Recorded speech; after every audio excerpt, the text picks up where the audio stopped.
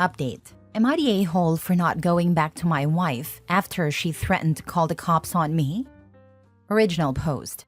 My wife and I recently welcomed our 6-month-old baby. And since my wife returned from the hospital, it feels like everything has changed drastically. Before this, we were the kind of couple you'd think had it all. Never argued, always happy, and just solid. But now, it's like the person I knew and loved is gone. Her anger and resentment toward me are so intense, I can practically feel it whenever I'm near her. I tried to brush it off, thinking it might just be the exhaustion and stress from having a newborn, but it only got worse. After months of tiptoeing around, I finally reached my limit. 2 days ago, it all exploded. We got into a terrible fight that quickly turned into a shouting match. I couldn't believe the things we were saying to each other. It was the worst fight we've ever had, and in the middle of it, she screamed that she'd call the police on me. That statement stopped me cold. I wasn't even yelling anymore. I was just standing there, stunned. I felt betrayed and heartbroken, like a stranger was standing in front of me, not the woman I'd married. When she finally stormed off to another room, I just sat there in silence, unable to process what had happened. I felt like I was backed into a corner. It hit me hard that this wasn't just some heated argument we'd look back on and laugh about later. This was something that could change my life in ways I couldn't imagine. I didn't want to be in a situation where I was at risk of having the police involved over a misunderstanding or an accusation. So I made a decision. I grabbed whatever I could think of, some clothes, my phone, and my keys, and left. Now I'm staying at a friend's place. He's been really supportive, but he says I'm just not myself these days. And he's right. I feel like a shell of the person I was. My wife, meanwhile, has been reaching out, saying she wants to talk. My mother-in-law even came over with my baby, asking me to hold her and see if that might help heal things. But I had to refuse. As much as it hurt to say no, I knew that if I held my daughter, I'd be tempted to go back home. And then what? Go back into a situation where a single argument could lead to a call to the cops? My mother-in-law is trying to mediate, making excuses for my wife. She's telling me that my wife didn't mean it, that it was just words said in the heat of the moment. But that's not something you can take lightly. I can't just forget that she threw that threat out there. It changes the entire foundation of trust we built over the years. My mind is constantly spinning, and a sense of loss weighs heavy on me. I lost my home, my wife, my child, and a life we built together all in one moment. People tell me to just talk it out with her, that maybe I'm overreacting. But how do you talk out something like this? How do you go back to normal after feeling betrayed like that? I'm dealing with depression on top of everything else, and I keep questioning if there's even a path forward for us. Is there a way to forgive and forget? Or has the trust really been shattered beyond repair? Now for the top comments before reading the update 25 days later. Can you explain why the threat of cops being called is an issue at all? Are there marks on her? Do you have warrants?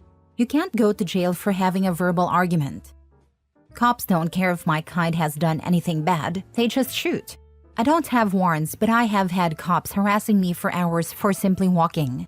I don't even remember why verbal arguments started, but it was a mix of everything wrong with me, my family, and other BS. Can I ask how your wife was radiating hatred? Did you talk to her about how you felt? Did she know you thought she hated you? What do you mean when you say you snapped? What does that entail exactly? Was there something specific you said or did that made your wife threaten to call the cops? Or did it just come out of nowhere? Did she say what she was gonna tell them when they got there? You said after tolerating a lot you snapped. What did she do that you were tolerating? Do you know anything about PPD or other postpartum conditions? Would you recognize the symptoms? I know that's a lot of questions, but I just feel like there's a lot of context missing here that could drastically change the story. Would you be asking the context if OP was a woman? Extreme personality change is a mental health emergency considering you have a helpless infant. Yes, PPD is real, and sickness and health are in the vows usually. It's her first baby, and she doesn't even realize it probably.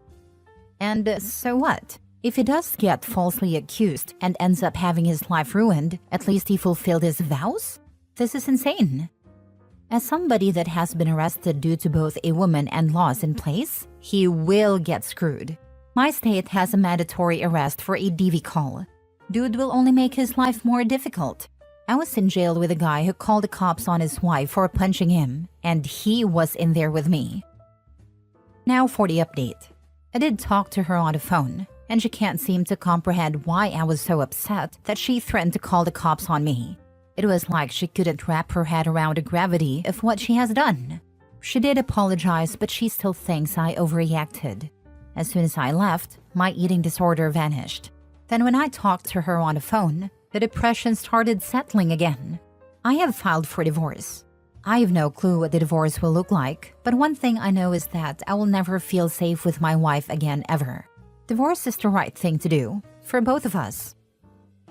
Don't talk to her on the phone or in person without a lawyer present.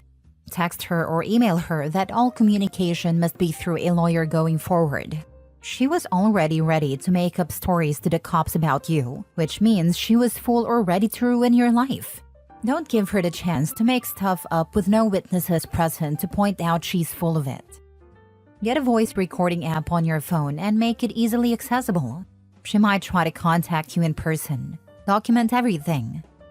Basically, threatening to call the cops during an argument, especially when no one's getting hurt or in actual danger, is a really bad move. It's like using the police as a weapon, and it can have some seriously messed up consequences for the person on the receiving end of that threat.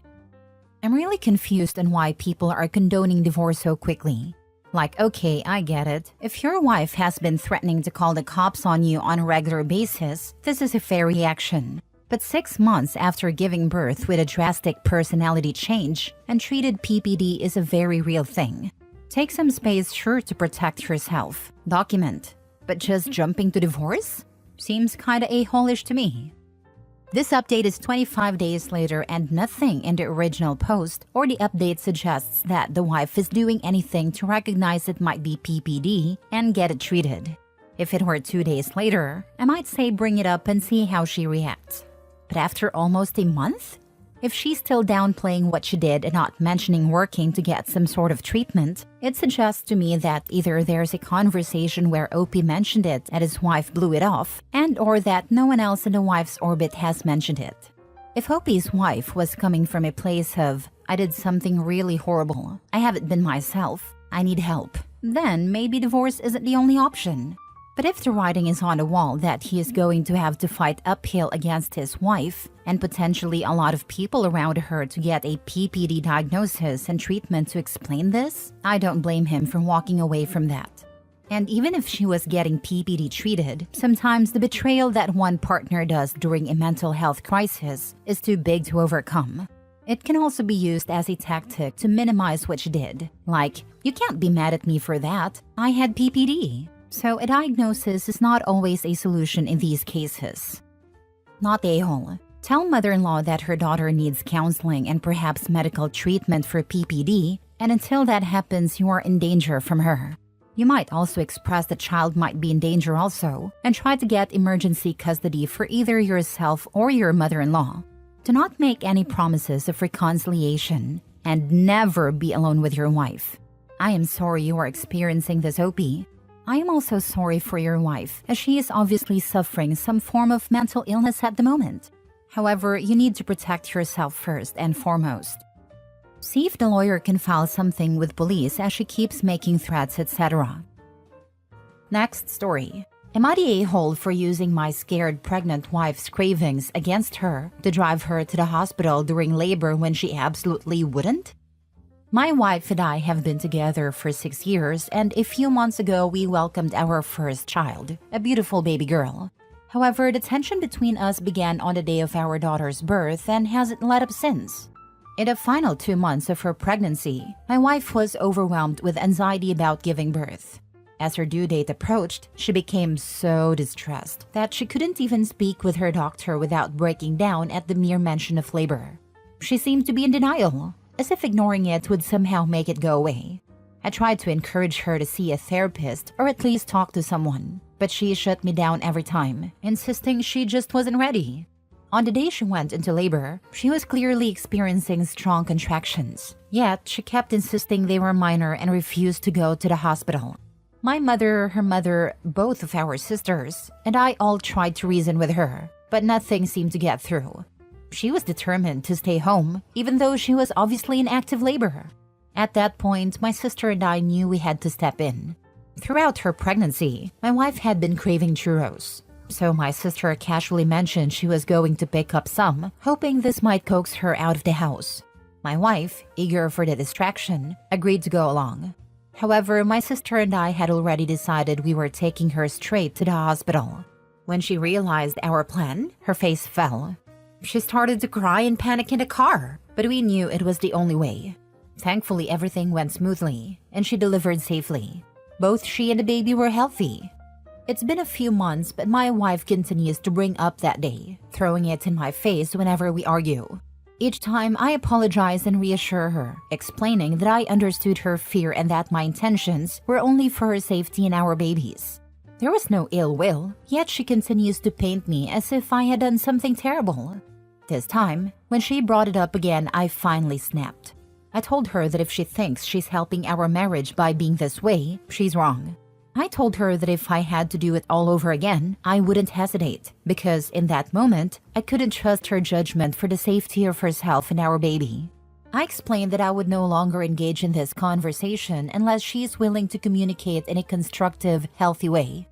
In response, she accused me of dismissing and stonewalling her, calling me an a-hole for standing firm on wanting productive communication. I don't respond well to name-calling, especially since I've never spoken to her or anyone in that way. My frustration boiled over and I ended up saying something I now regret. Talk to me in that tone again and you'll be a single mom real quick. She hasn't stopped crying since. I feel terrible because I know my words were harsh, but I felt like I needed to stand up for myself after months of being constantly berated. Now I'm questioning if I went too far or if this was the only way to get through to her. Now for the top comments. If you still want to remain married, I suggest speaking to her healthcare provider and therapists, or reach out to service providers to see why she is acting this way. They also need to see a counselor. It's never a bad idea, but wife needs it yesterday. Opie does not. Not the a-hole, but you have a bigger problem. She was putting herself and your baby at risk. She does not sound mentally sound. If she cannot see that still after all this time, you have a big problem that needs professional intervention. Yeah, for real. I can understand being upset at that time, especially since she was dealing with so much anxiety. I had panic attacks at the thought of giving birth when I was pregnant with my first. It's an absolute horrifying thought. She should be able to look at the situation now and understand that Opie stepped up and made a hard choice to take matters into his own hands. He kept his wife and child safe. I'm really not sure what she thought was going to happen otherwise. Last story. Am I the a-hole for wanting to leave my husband after he blamed me for our baby's death and started treating me like an animal? 2 years ago, we lost our 8-month-old son to pneumonia. I was devastated, and the guilt and pain have never left me. I did everything I could for him. I took him to every appointment, gave him his medication, and followed all the doctor's orders. But even after all that, he didn't survive. I thought my husband and I would grieve together, but instead, he has spent these 2 years blaming me, constantly reminding me that a better mother wouldn't have let this happen. The worst part is how he treats me now. Since our son's death, he's turned cold and cruel, treating me like an animal. He's openly disrespectful, dismissive, and degrading, and he brings up our son's death at every opportunity to paint me as a failure. It hurts even more because he's taken this grief as a free pass to cheat on me, and I'm just expected to accept it. A few months ago, I saw him at the mall with another woman. They were walking together, laughing, and he looked happy. I confronted them both on the spot, hoping he'd at least feel some shame, but instead he got furious. He turned it around on me as saying I had no right to be upset when, according to him, I'm the reason he lost his son in the first place. He even told the woman I was unstable, and she looked at me with pity, like I was some kind of deranged ex. That moment felt like I hit rock bottom. Now I'm at a breaking point. I don't know if I can take any more of his abuse, accusations, or infidelity. But every time I consider leaving, I feel like he'll just tell everyone that I abandoned him and couldn't handle my supposed guilt. Some people in his family already think I'm the reason our son died, thanks to what he's been saying behind my back. It's like he set me up to look like a monster no matter what I do. Am I the a-hole for finally wanting to walk away from this marriage? Or am I selfish for even thinking of leaving him while he's still grieving, even if his grief has turned into resentment and cruelty toward me? Not the a-hole. He abandoned you 2 years ago. Filed for divorce stating the reason is abuse and infidelity. Tell everyone what happens behind closed doors. He is verbally and mentally abusing you. If it is your fault, then you should recognize that it's more his than anyone's. Did he drive your child to appointments? Of course he didn't. Did he do everything in his power like you? It seems not. I'm sorry for your loss, and I hope you can escape this POS so you can heal. He did abandon me emotionally long ago, but I've been clinging to the idea that we could somehow rebuild, even as he's torn me down. I needed to hear that it's okay to be honest about what's really happening, and that filing for divorce isn't a failure on my part. Your point about his lack of involvement really hit home. I realize I've been carrying the weight of this alone. He's purposely treating you like garbage so he can get rid of you, plus play the victim again for being abandoned. You know he's the victim no matter what you do, so you might as well leave and get your life back. I hope you can get some grief counseling. What he said and done is totally unhinged and unacceptable. Not the a-hole. No parent should have to endure the loss of a child, and it's heartbreaking that your husband has turned his grief into something so cruel and destructive. You did everything you could for your son, and no one has the right to blame you for his illness or his passing. The way your husband is treating you, using your son's death to manipulate, control, and degrade you, is abusive and completely unacceptable. You deserve support, compassion, and a chance to heal, not to be treated like this. Walking away from this toxic behavior is not selfish. It's an act of self-preservation. You have every right to prioritize your well-being and find a path to healing, even if that means leaving him. It's been incredibly hard, and sometimes I feel like I'm losing my mind trying to justify staying with someone who constantly twists my grief into something I should be ashamed of. I love my son with everything I had, and hearing someone else say I did my best helps more than you know. Part of me keeps hoping my husband will come around, but with everything he's done and said, I'm realizing that his pain doesn't excuse his cruelty. Your words make me feel a little less alone and a bit more justified in thinking about leaving and focusing on my own healing.